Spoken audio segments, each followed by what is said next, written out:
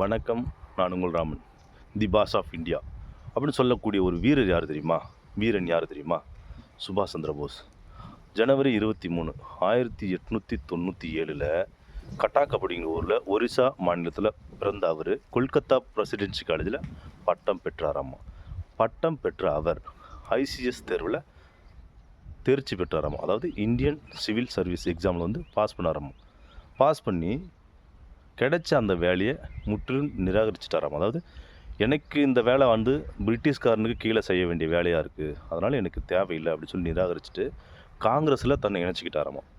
காங்கிரஸில் தன்னை இணைச்ச அவர் பிரிட்டிஷ் ஆட்சி காலத்தின் போது, இரண்டாம் உலகப் போரின் போது பிரிட்டிஷ் ஆட்சியை எதிர்த்து ஒரு மிகப்பெரிய அமைப்பை உருவாக்கினார். அதாவது ஐஎன்ஏ, இந்தியன் நேஷ்னல் ஆர்மி, இந்திய தேசிய இராணுவம் அப்படின்னு சொல்லி ஒன்று உருவாக்கினாராமா. உருவாக்கின பின்னாடி மக்களை பார்த்து, பிரிட்டிஷ் ஆட்சியின் கீழே இயங்குகிற மக்களை பார்த்து, அடிமை வாழ்கிற மக்களை பார்த்து ஒன்று சொன்னாராம்மா, விடுதலைக்காக உங்கள் இரத்தத்தை பரிசாக அளியுங்கள், நான் உங்களுக்கு அதற்கு இணையான சுதந்திரத்தை கொடுக்கிறேன் அப்படின்னு சொன்னாராம். அதாவது விடுதலைக்காக உங்கள் இரத்தத்தை கொடுங்கள், நான் உங்களுக்கு சுதந்திரத்தை பரிசாக அளிக்கிறேன் அப்படின்னு சொன்னாராம். ஆனால் அவர் அந்த காலத்திலே இப்போ இருக்கிற அரசியலில் பயணிக்கிற தொண்டர்களுக்காகவும் ஒன்று சொல்லியிருக்காரு. அவர் என்ன சொல்லியிருக்காரு அப்படின்னா, சுய சிந்தனையே இல்லாத ஒரு கட்சியின் பின்னால் நின்று கொண்டு அது எது செய்தாலும் சரியென்று வாதிடுவது தான் உங்கள் தேசப்பற்று என்றால், அந்த தேசப்பற்றானது என் கால் செருப்பிற்கு சமம் அப்படின்னு சொன்னாராமா.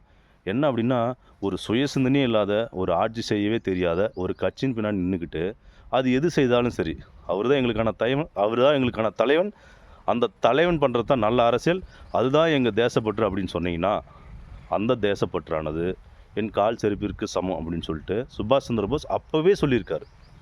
அதனால் நல்ல தலைவன் பின்னாடி நீங்கள் நில்லுங்கன்னு சொல்கிறேன்.